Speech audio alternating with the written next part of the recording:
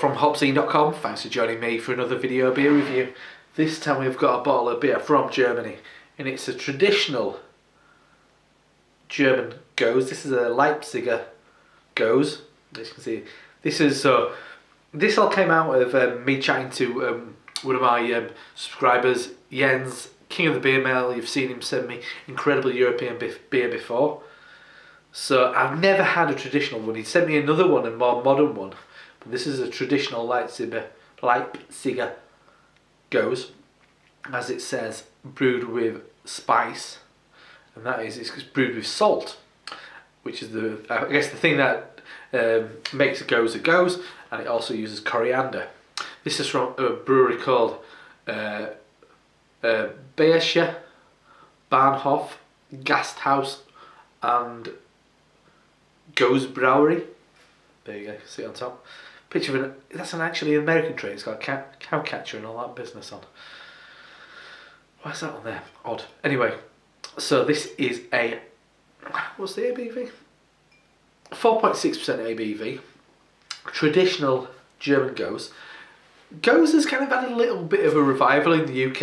I guess the most notable one would be Salty Kiss, Magic Rock, brewed initially in collaboration with Andreas Kissmeyer from Denmark.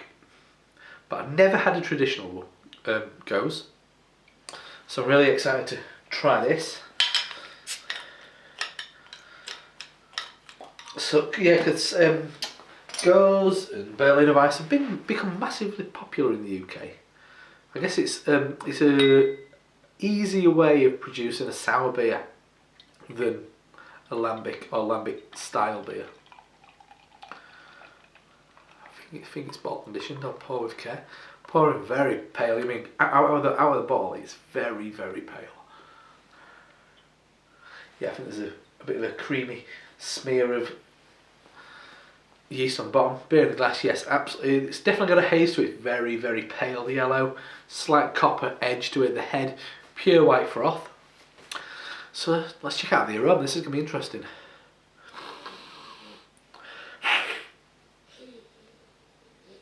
Don't get much off that at all.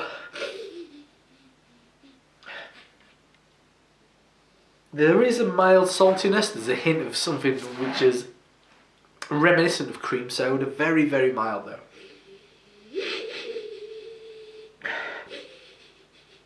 Yeah, maybe slightly salty, but there's so little aroma coming from this beer. It's crazy. There's a mild cream corn thing going on, like the DMS you get from it in a lot of lagers. A slight lager kind of aroma, but not a hell of a lot. Maybe a hint of lemon curd, but very faint. Not much aroma at all. But this kind of beer, I guess it's all going to come alive in the mouth. Anyway, so let's dive in. Cheers.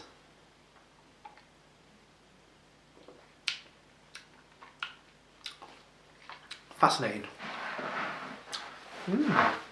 It's really drinkable. Kind of reminds me of a American cream ale.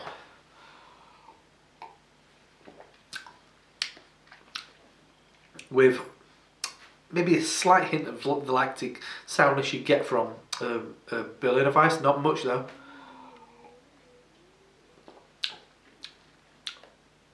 There is a kind of a hint of single cream in there.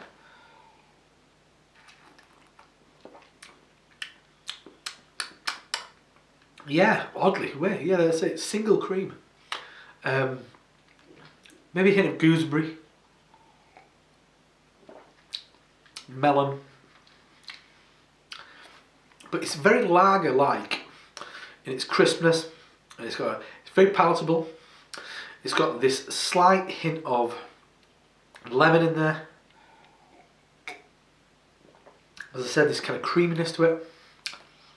Very, very mild saltiness. Not much at all. As far as coriander, I'm not getting much. That does kind of remind me of Magic Rock's Salty Kiss. There's definitely a lot more aggressive. This is very mild, very, very quaffable. and it has a sharp citrus, mild yet sharp, mildly salty, decent carbonation. But yeah, it kind of reminds me of American cream ale. To a certain degree, it's like a lager. Then it stops. All those characteristics, they continue, but then you get this sharpness, slightly gritty, grain-like, salt, mild lemon. It's really nice, actually.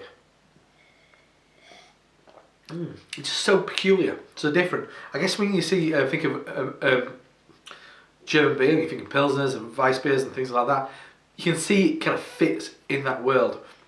This kind of traditional German beer style. This is that reminds me.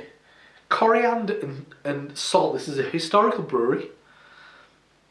Salt and coriander. They're not within the Rheinheitsgebot. So where does this beer fit in within the kind of history of German beer? Because how can you have a traditional beer that doesn't fit those purity laws? But all in all, has a certain character which is common to those things. I'd say there's probably a bit of wheat in there, definitely kind of lager malts, and then the sharp lemon, slight saltiness. It's quite nice, that, actually. You know? It's really taken me by surprise. I was expecting something a bit more aggressive and puckering, but it's not. It's really pleasant, is that. So that is the traditional Leipziger Gose from Bayerischer Bahnhof, Gasthaus und, I guess, Gasthaus und Gosebrauerei. Nice stuff. Big thanks, Jens. It's all an education. These traditional styles, sometimes slightly forgotten styles, it's great that people are still doing them, and it's great that I've had this opportunity to try it and to know in my mind now what a Gose actually tastes like. And you know what? It's really nice. Anyway, I'm Rob from HopZine.com. See you next time. Cheers.